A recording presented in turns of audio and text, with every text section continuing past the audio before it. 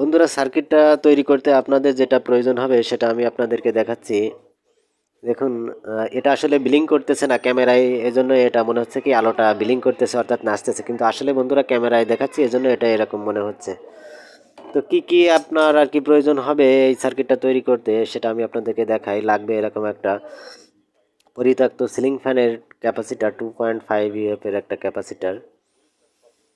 আর আপনার লাগবে হচ্ছে এইখানে, দেখুন বন্ধুরা দেখতে পাচ্ছেন একটা রেজিস্ট্যান্স, 1 ওয়াটের একটা রেজিস্ট্যান্স, 10 ওহমসের একটা রেজিস্ট্যান্স লাগবে। এই যে লাগবে আপনার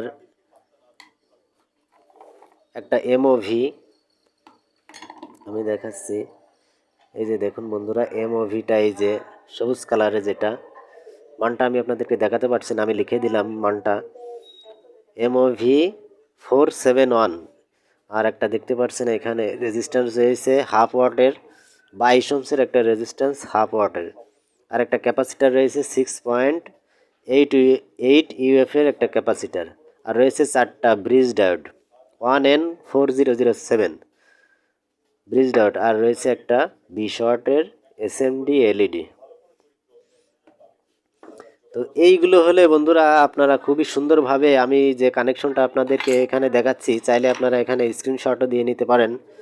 দেখুন, এইটা আপনারা স্ক্রিনশট দিয়ে ভালো করে দেখে নিয়ে এইভাবে কানেকশনটা করলে এটা আপনার খুবই সুন্দরভাবে কাজ করবে। এটা কোনো ফেক ভিডিও না বন্ধুরা, আমি কখনো ফেক ভিডিও আপনাদের সামনে শেয়ার করি না। তো এটা যদি আপনারা এইভাবে কাজ করেন তো অবশ্যই কাজে আসবে, কিন্তু এই সার্কিটটা কিন্তু খুবই ভালো মানের হবে। দেখুন বন্ধুরা, আমি আপনাদেরকে আবারও জ্বালিয়ে দেখাচ্ছি। দেখুন, এটা খুবই সুন্দরভাবে জ্বলবে। তো ভিডিওটা ভালো লাগলে অবশ্যই আমার সাথে থাকবেন। বন্ধুরা, আমি আপনাদেরকে এলইডি বাল্বের সার্কিট ডায়াগ্রামটা এঁকে আপনাদেরকে বোঝানোর চেষ্টা করব এখন কিভাবে আপনারা এটা তৈরি করবেন। তো চাইলে এটা আপনারা স্ক্রিনশট দিয়ে আপনারা ভালোভাবে দেখে নিতে পারেন। তো প্রথমে আমি আপনাদেরকে দেখাচ্ছি, দেখুন একটা পরিত্যক্ত সিলিং ফ্যানের ক্যাপাসিটার 2.5 ইউএফ এর একটা পরিত্যক্ত ক্যাপাসিটার। তো এখান থেকে সরাসরি এসি লাইনটা ঢুকে এখান থেকে কিন্তু সরাসরি আপনার ব্রিজ ডায়োডে চলে গেছে। আর এখানে দেখুন 10 ওহমসের একটা রেজিস্ট্যান্স, 1 ওয়াটের একটা রেজিস্ট্যান্স, এটা কিন্তু এইখানে চলে গেছে। এই যে এইখানে আপনার এসি পয়েন্ট, আর এইখানে হচ্ছে আপনার আরেকটা এসি পয়েন্ট।